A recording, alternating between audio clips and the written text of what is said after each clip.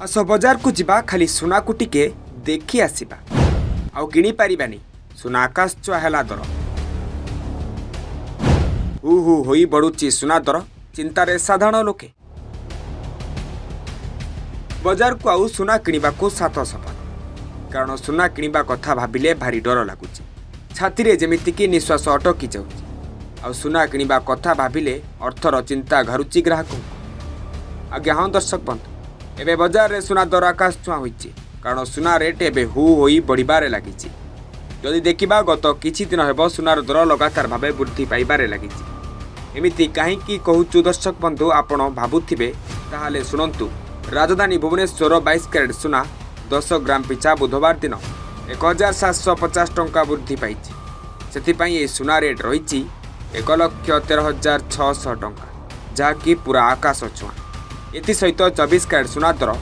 1,910 टंका को वृद्धि पाइछि 1,23,930 टंका पहुंची और 18 कैरेट सुनार दाम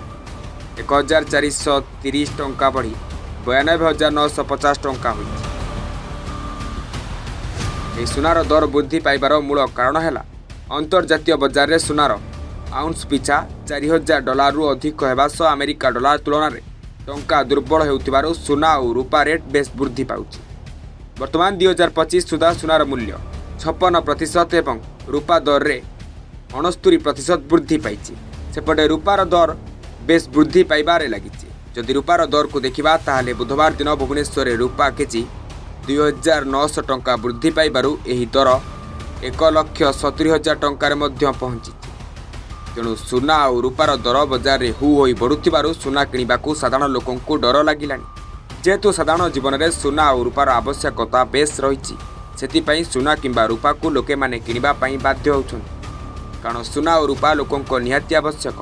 किंतु ए सुनार दर जेहेतु बजार रे आकाश छुआ